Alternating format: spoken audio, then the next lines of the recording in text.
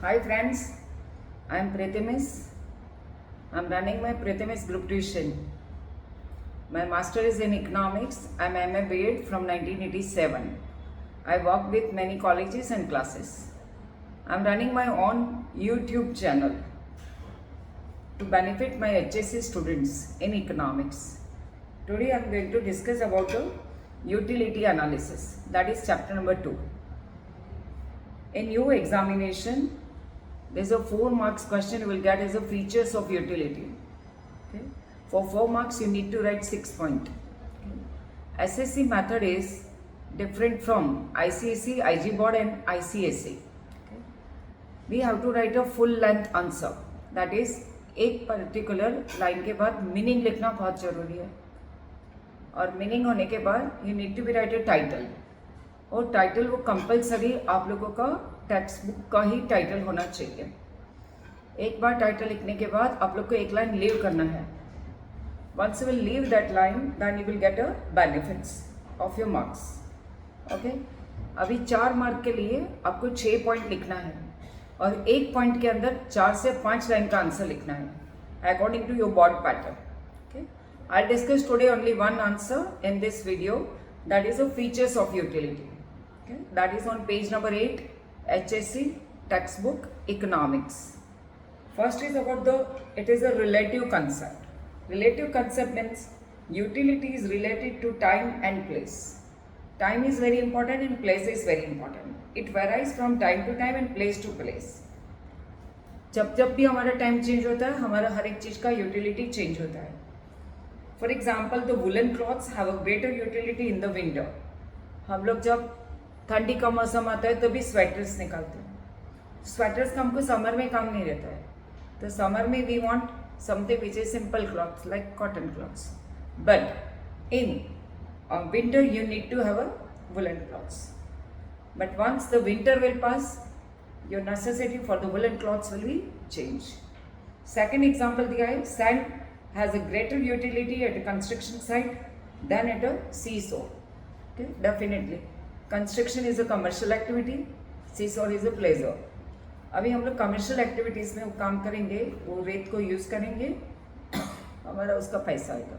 Okay, तो utility का मतलब ही यही है ना कि utility is a capacity of a commodity which can satisfied human wants.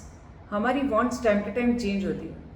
जैसे तुम्हारे घर में हर एक व्यक्ति को अगर चश्मा यानी कि स्पेक्ट्स आगे है, तो क्या एक ही स्पेक्ट सब लोग को लगेगा क्या?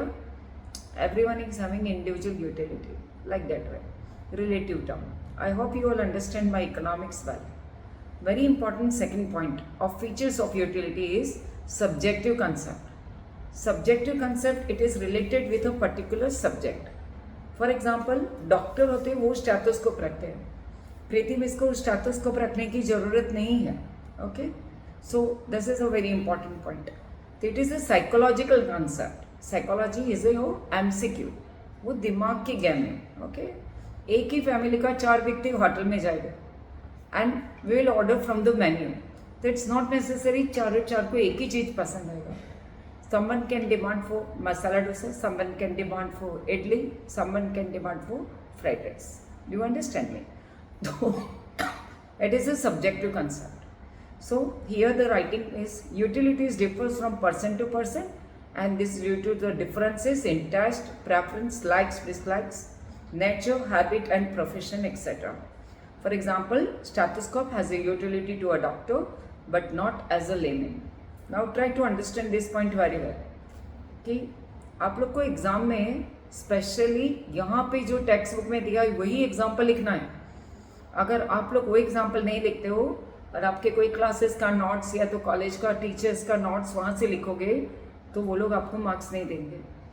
And whenever you write example, you just leave one line and write, because example count as a separate point in board examination. Okay, third, आप लोग नहीं लिखोगे तो चलेगा क्योंकि we are having a choice of time. But fourth is a utilities differs from usefulness. Usefulness यानी बहुत सारी चीज़ ऐसी होती है जिसको हम लोग नहीं लेंगे तो भी चलेगा। Like for example liquor. Okay, एक शराबी के लिए दारू is very necessary, but actually वो नहीं लेगा तो उसका हेल्थ उल्टा अच्छा रहेगा, but he is a habitual of that particular product. तो utility is a capacity of a commodity which can satisfy the human wants. यानी वो एक शराबी है, उसको शराब से प्रॉब्लम, तो उसका जो हैबिट है वो तो सेटिस्फाइड होगा, मगर उसका हेल्थ बहुत खराब हो जाएगा उससे लॉन्ग टर्म में। Where is usefulness is indicated the use of the commodity. Okay, for example आप बीमार हो गए, medicine is very necessary. Okay, तो मेडिसिन आप नहीं लोगे तो आपके लिए अच्छा नहीं है। फॉर example milk has a both utility as well as usefulness. छोटे बच्चे को लेके बीमार आदमी तक milk is very necessary to a consumer, while liquor has a utility only to addict but has no usefulness. Okay, so certain things, certain utility, certain things having different from usefulness. Do you understand me? तो आपको title compulsory अच्छा लिखना है, leave one line, try to write dot to comma, एक भी correction नहीं होना चाहिए। एक भी क्वेश्चन आप काट के दूसरी बार लिखोगे, they are not going to give marks this year. Okay, utilities differs from pleasure, that's a point number 4 for you. Okay, pleasure यानी खुशी। okay, बहुत सारी ऐसी चीज़ हमको करनी पड़ती है, जैसे आप लोग पढ़ाई करते हैं, आपको अच्छा नहीं लगता है पढ़ाई करना, बट हमारे फ्यूचर के लिए एजुकेशन इज़ वेरी इंपॉर्टेंट। तो अगर आप बीमार हो गए, डॉक्टर के पास चले गए, डॉक्टर ने आपको इंजेक्शन लेने के लिए बोला, तो हम लोग उसको इंस्टा में नहीं डालेंगे, सी मैं insta story I am enjoying, no, it's never give pleasure.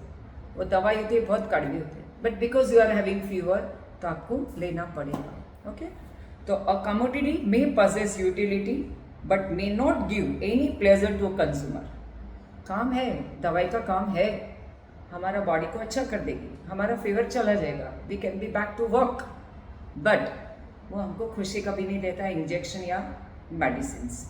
For example, injection has a patient has a utility but it cures the ailment but hardly gives any enjoyment or a pleasure to them. Okay, हम लोग को उससे कुछ भी खुशी नहीं मिलती है। कोई भी व्यक्ति अगर हॉस्पिटल में एडमिट नहीं होता है तो वो खुशी खुशी जैसे स्विट्जरलैंड जाता है वैसे इंस्टा स्टोरी नहीं डालता है, I visited Hinduja hospital, I enjoy, no, am I right? Okay, चलो next point is about the utilities differs from satisfaction. Very important point for examination purpose, आपको ये पॉइंट को कंपलसरी लिखना है। ओके, सेटिस्फेक्शन यानी क्या है? एंड ऑफ एक थर्स्टी आदमी है, इतना तरसा है, समर का अप्रैल महीने का टाइम है और उसको इतना गर्मी लगा है, तो उसको पानी चाहिए ना, पानी उसको सेटिस्फेक्शन देगा। उस टाइम पे आप उसको थम्स अप दो, लिम्का दो, पेप्सी दो, he is not satisfied.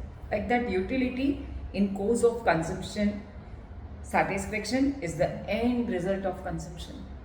Ice cream खाते उसका मजा आता है, मगर लास्ट में आइसक्रीम को वो राउंड करके पूरा टंग से लेते हैं ना, उसका मजा अलग रहता है।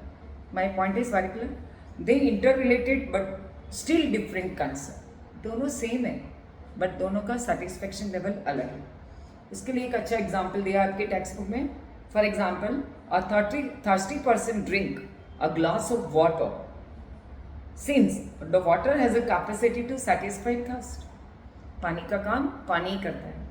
Utility of water is a cause of consumption and the satisfaction derived in the end result of consumption. बहुत ही तरसा हुआ आदमी को पानी देंगे, वो पानी पीने के बाद he is feeling satisfied. The utility of water to satisfy the person who is really having a feeling hot. ठीक है, उसके बाद आप लोग को एक लेना है, दैट इज कॉल्ड एज आप पॉइंट ले सकते हैं, यूटिलिटीज अ मल्टीपर्पज। मल्टीपर्पज यानी उसके बहुत सारे यूज होते हैं। For example milk, okay, we can use as a making ice cream, we can make as a tea, we can drink as a हल्दी वाला दूध when you are having cough. Okay, so a commodity can satisfy the wants more than one person, एक से ज़्यादा। It can be also be put for several uses. For example, electricity can be used to serve many purposes and for the many people at some point of time. Very simple.